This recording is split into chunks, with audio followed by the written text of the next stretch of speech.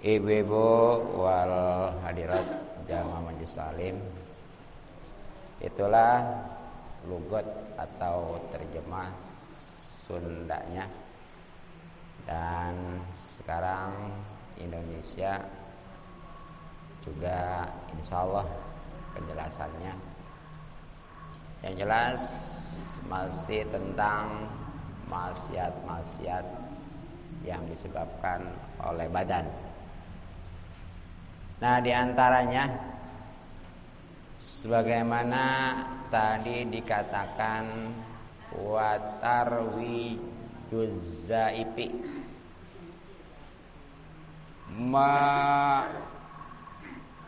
melakukan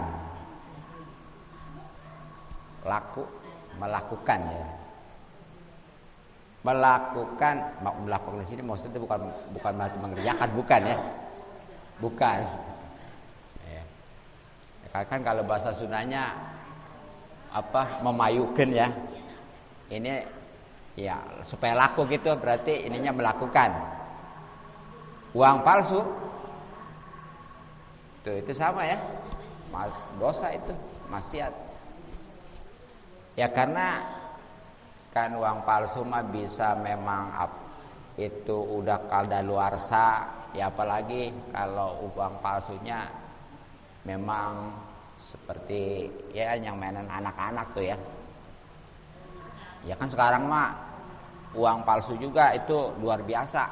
Kalau kita nggak pakai alat mah nggak bisa ngebedain ya. Nah itu baik. Ya kalau di kita mah kadaluarsa aja uang nggak laku. Beda dengan di Mekah. Kalau di Mekah mah walaupun uang dari tahun berapa tetap laku ya. Nah ini tentunya orang yang tahu itu uang palsu masih dibelanjain juga gitu, dilakuin. Itu dosa, apalagi yang membuatnya ya, yang bikinnya. Oh itu lebih dosa lagi. Ya karena ada nih sabda baginda Nabi SAW ataupun hadis ya, man sanna sunnatan sayyatan ya. Ya.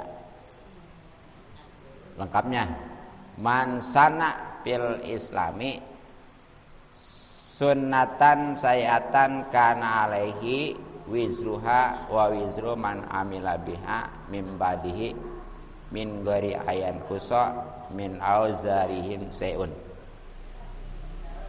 Siapa orang yang memulai ataupun mencontoh ya suatu perbuatan yang jelek, itu seperti itu tadi uang palsu sama dia dilakuin. Nah maka dia itu akan mendapatkan atau nanggung dosanya. Bahkan kalau umpamanya orang lain juga ya, karena nggak tahu umpamanya sama dia atau sengaja lah gitu ya, karena sayang kan uang palsu dibelanjain juga. Nah itu juga dosa. Tapi yang paling banyak dosanya itu yang pertama orang bikin tuh ya. Karena memang sebab dia orang jadi ngikutin gitu ya. Nauzubillah. Ya contohnya seperti gini aja. Kalau perbuatan maksiat nih, yang pertama ngadain, yang pertama umpamanya nyontoin dia, tuh dia dapat dosa dari perbuatan maksiat itu, iya. Nah ternyata ketika diikutin sama orang lain, itu dia dapat bagian. Kalau yang ngikutinnya 10, nah nanti dia dapat bagian 10 gitu ya. Terus yang ngikutin itu dosa enggak? Ah tetap aja dosa. Itu kalau keburukan. Tapi kalau kebaikan mana ya? Umpamanya ibu ngaji, kemudian ya orang-orang nih pada simpatik, akhirnya ngikutin. Malu saya kalau nggak ngaji mana, apalagi BRT ya, BRT aja ngaji gitu ya. Ngikutin tuh, itu di samping dapat pahala ngaji, juga dapat pahala orang yang ngikutinnya. Kalau yang ngikutinnya umpamanya ada 10, atau dapat bagian 10. Nah sedangkan orang yang ngikutin mah tetap dapat pahala begitu. Jadi beda dosa, beda kebaikan ya. Ya kalau dosa mah rugi nauzubillah, kalau kebaikan mah alhamdulillah beruntung ya. Nah jadi itulah maksudnya jangan melakukan uang palsu ya. Nah kemudian awastimalul awani zahabi, dan menggunakan tempat-tempat emas wal fidoti dan perak, wattikhazuha, bahkan bikinnya. Jadi haram begitu. Jadi maksiat, dosa ya. Make tempat-tempat yang terbuat dari emas dan perak. Ya seperti umpamanya ceret, gelas, piring, nampan tuh ya. Itu tuh. Enggak boleh itu. Laginya ya kita mau boro-boro buat ceret, gelas, piring, nampan ya. Iya. Walaupun istilahnya sedikit masa tetap ya. Itu enggak boleh, karena apa? Yaitu ada unsur kesombongan nantinya gitu.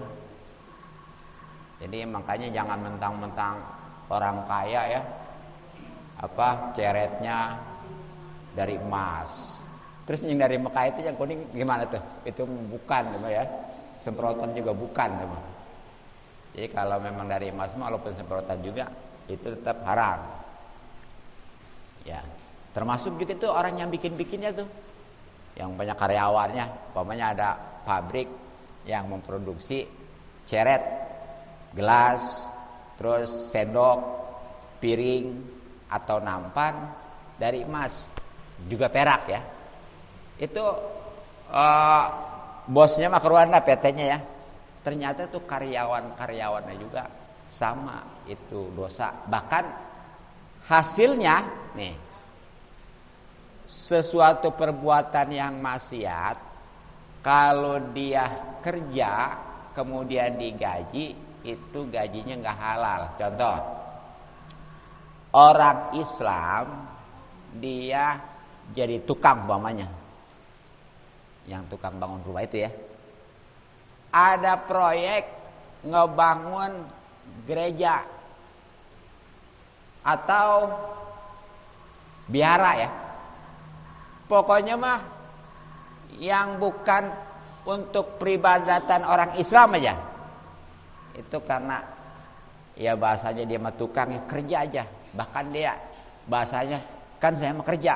Itu tetap walaupun dia kerja, kalau ngerjain sesuatu yang dilarang ya, karena itu mah bukan tempat peribadatan orang Islam, itu dia gajinya juga nggak halal. Makanya jangan mentang-mentang dia kerja, yang penting mah jadi duit gitu ya. Jadi lihat dulu gitu. Nah terkait dengan masalah nggak bolehnya tadi make tempat-tempat baik dari emas maupun perak ya. Ini ada hadis sahih riwayat Imam Bukhari Muslim yang terjemahannya kurang lebih ya. Jangan kalian minum dari tempat emas dan perak, dan jangan pula makan di piring emas dan perak, karena sesungguhnya itu untuk orang-orang kafir di dunia dan untuk kalian di akhirat tuh ya. Karena memang yang namanya emas, perak dipakai jadi tempat-tempat piring, sendok, gelas, nampan, ceret ya, itu mah untuk orang-orang kafir di dunia, makanya nggak boleh nyerupain. Nah kita mah nanti di akhirat tuh, ya bahkan ya lebih menakutkan lagi nih. Dalam hadis yang lain, riwayat Imam Bukhari Muslim juga, yang terjemahannya nih, orang yang minum di gelas emas atau perak itu api neraka sedang bergejolak di dalam perutnya. Jadi hakikatnya nih ya, orang yang minum kopi kek, minum teh kek, minum air kek, tapi gelasnya itu dari emas, dari perak, itu hakikatnya dia ngasupin api neraka ke dalam perutnya. Sama makan juga. Ya kalau makan mah itu dia makan masukin api neraka juga. Nah ya, jadi itu kalau emas perak. Nah bagaimana kalau umpamanya dari intan nih, takutnya ya kan intan sama emas malah mana? Malah intan ya. Kalau intan mah permata ya, justru boleh. Jadi yang nggak boleh mah hanya emas dan perak. Walaupun itu hanya sepuannya ya. Tapi kalau intan mah permata enggak haram, enggak apa-apa. Nah, apalagi seperti logam ya kan biasanya kan kita mah ya gelas, piring dari apa? Kaleng ya. Enggak apa-apa itu mah. Pokoknya mah asal jangan emas dan perak ya. Walaupun kaya ya. Ya lagian sekali lagi kita mah boro-boro istilahnya piring, sendok, gelas, ceret, nampan ya punya juga kan. Iya. Nah jadi itu. Nah kemudian watarkul pardi, dan meninggalkan kepaduan au piluhu ataupun mengerjakannya tapi matar kiruknin ya dia meninggalkan rukun lahunya. Jadi nih termasuk juga maksiat badan nih adalah ninggalin keparduan. Maksudnya keparduan di sini apa? Baik itu sholat ya yang 5 waktu ya, puasa Ramadan khususnya ya, atau yang lainnya lah pokoknya mah yang hukumnya udah wajib itu ketika ditinggalkan itu dosa dan termasuk maksiat badan. Ataupun ngerjainnya mah nih alhamdulillah ya, ngerjain orangnya setiap waktu juga sholat nggak ketinggalan, setiap Ramadan juga rajin, bahkan dia mah sunnah juga dikerjain ya. Tapi sayang dia ya rukun-rukunnya itu ada yang ditinggalkan. Bisa jadi memang sengaja, bisa jadi memang karena belum tahu ya. Jadi seperti apa sih rukun itu? Makanya tuh ketika sholat khususnya ya, itu kudu tahu rukunnya. Ya, hafal ya. Pokoknya mah nih kalau kita rangkaikan itu beri ngapal ya. Coba dari awal nih. 1 niat. Kedua takbiratul ihram. Bareng tuh ya. Niat sama takbiratul ihram itu bareng. Jadi begitu mulut baca Allah, itu yang tadi usholi itu dimasukin ke hati. Itu maksudnya. Kedua ya. Ketiga baca Fatihah. Keempat ruku ya. Ruku ya. Kelima tumaninanya dulu ya. Iya. Ya. Ini sekali biar ngapal ya. Keenam baru itidal ya. Ketujuh tumaninanya juga. Iya. Kedelapan baru sujud ya. Ke-9 tumaninanya. Ke-10 duduk antara dua sujud ya. Ke-11 tumaninanya. Tuh. Jadi yang wajib tumanina 4 tuh ya. Jadi ruku, i'tidal, sujud dan duduk antara dua sujud ya. Ke-12-nya iya duduk tasawuf akhir ya. Ke-13-nya baca tasawufnya dulu ya. Jadi itu beda. Jadi duduknya rukun, tasawufnya juga rukun, tetapi di sini tasawuf akhir ya. Ya. Tuh. Kemudian apa? Baca sholawat kepada Nabi ya. Di tasawuf akhir. Nah, kemudian apa? Salam dan tartib. Itu kudu hafal tuh ya.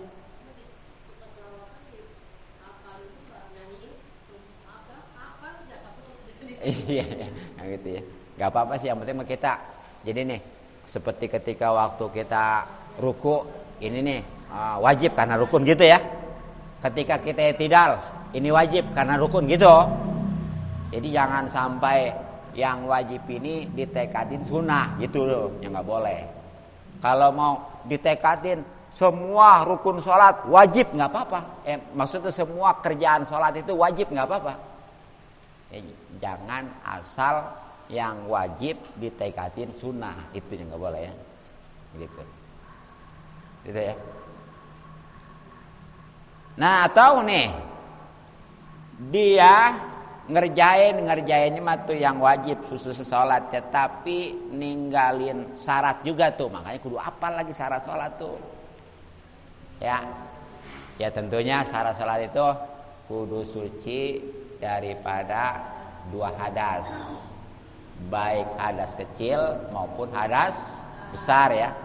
Nah, hadas kecil tentunya dengan wudu, kalau hadas besar dengan mandi. Nanti di wudu di mandi ada syaratnya lagi, ada rukunnya lagi ya. Bahkan wudu mah ada pembatalan lagi, coba tuh. Gitu. Nah, kemudian apa? Suci dari najis ya. Kemudian masuk waktu pastinya. Kemudian ya ngadep kiblat. Tuh itu syarat sholat ya, kudu tahu tuh.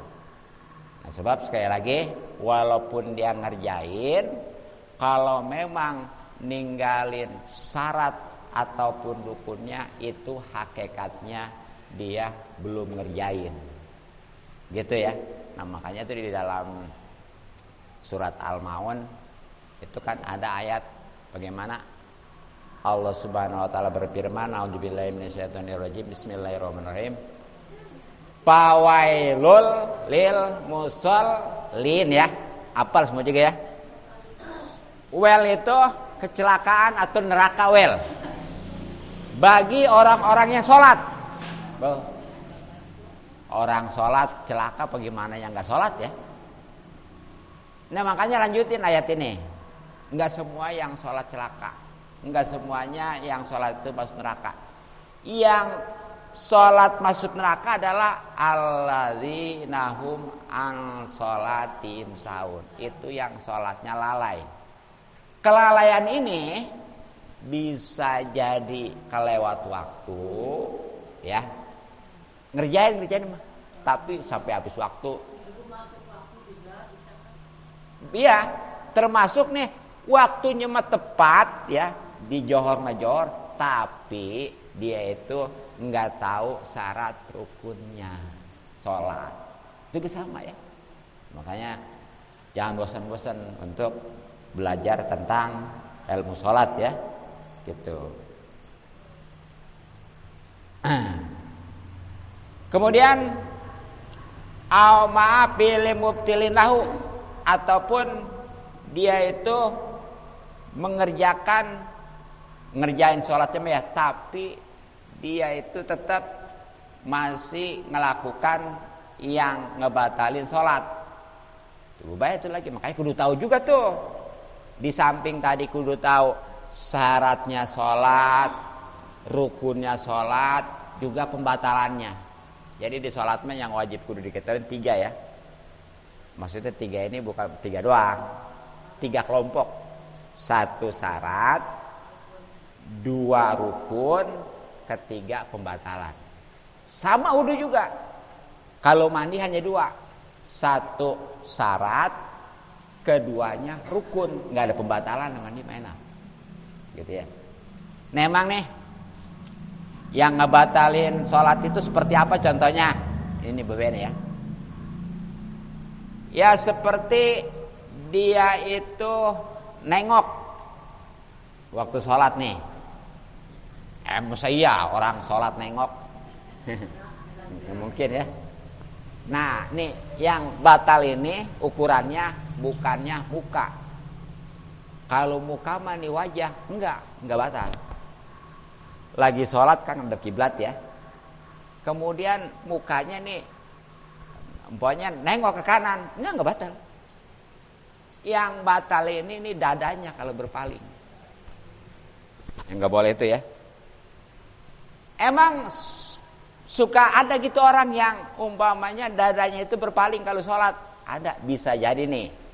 Karena kiblatnya enggak diukur, ya sembarangan aja. Pokoknya piling, no kiblat. Padahal mah enggak. Nah itu tuh. Sholat aja dia. Wow. Udah lama ya.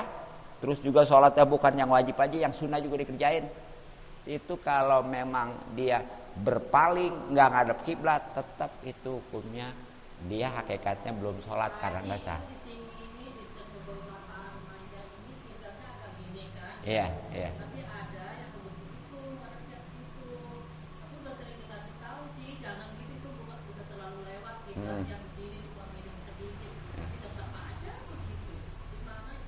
Oh, ya jadi emang kalau memang udah patokannya, jadi emang kadang-kadang kayak gitu tuh ada ya sebagian yang memang udah boleh ngukur gini, sama dia ngikutin piring aja, begitu ya gitu ya. Itu jangan diikutin aja gitu aja. Gitu ya, karena penting nih, karena tadi yang namanya ngaduk kiblat itu jadi syarat sholat. Jadi makanya nih kalau yang di rumah ya di rumah nih itu penting. Sekarang ada ini kompas ya, diukur. Jadi pas nggak nih kiblatnya? Kan biasanya rumah mah nih ngadepnya apa? Dia ngitung lempeng ya. Jadi kalau kata bahasa ini mah barat timur gitu ya. Itu kalau ngikutin sholatnya dia ngadep ke barat nggak sah. Jadi beda barat, beda kiblat.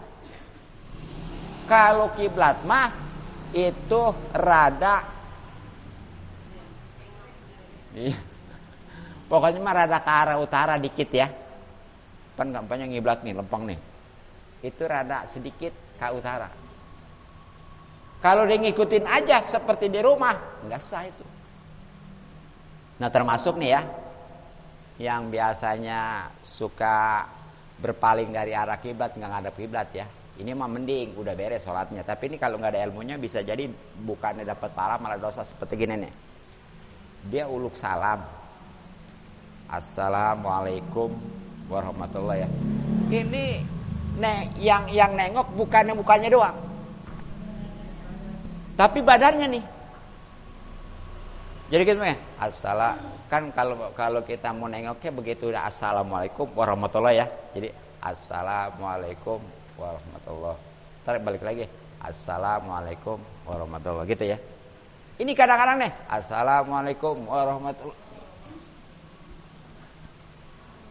Iya. Kalau ini mah mending ya, hukumnya dia udah keluar sholat. Asal tuh tadi bacanya assalamualaikum, nengoknya sampai ke dada gitu, sampai dadanya gitu begitu ya. Udah batal tuh. Tapi sah sholat ya. Nah, itu enggak boleh dia salam yang kedua. Haram hukumnya. Ya, sama seperti ini. Lagi sholat saking enggak tahannya dari awal udah ditahannya pengen kentut ya. Begitu dia uluk salam yang pertama, enggak tahan juga tuh. Udah, jangan salam yang kedua ya. Jadi patokannya nih, kalau salam dia batal setelah salam yang pertama, baik itu tadi dia nggak ngadep kiblat maupun kentut lah, itu hukumnya haram salam yang kedua. Gitu ya. Terus itu sholat gimana? Ya udah, karena yang namanya salam kedua mau hukumnya sunnah. Itu makanya kudu bedain ya. Jadi jangan, pokoknya mah bagaimana ya belum salam yang kedua. Salam yang kedua itu haram. Padahal dia kalau nggak salam yang kedua sah dan nggak jadi dosa gitu ya. Tapi tadi karena nggak ada ilmu, akhirnya dia salam yang kedua. Padahal mah dia udah batal setelah salam yang pertama. Jadi ingetin dong, kalau habis salam yang pertama batal, itu udah sah sholat. Ya batal ya baik karena kentut ataupun apa ya, itu jangan salam yang kedua gitu ya. Nah, mungkin ya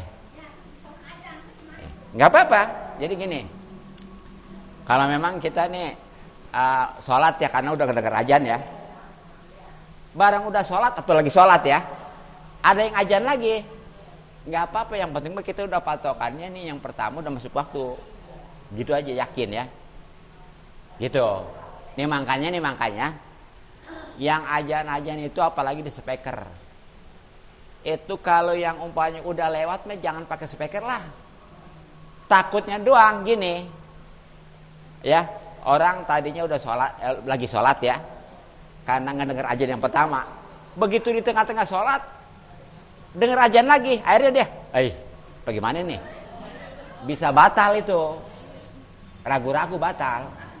Iya, jadi sekarang mah kalau umpamanya kita lagi sholat nih ya, karena ngedenger azan ya, lagi sholat nih, apalagi udah beres sholat mah ya, kemudian ada yang azan lagi, udah yakin aja, udah waktu, gitu aja ya. Jadi jangan bimbang, jangan ragu, gitu aja ya. Jadi itu. Nah, cukup, mudah-mudahan manfaat.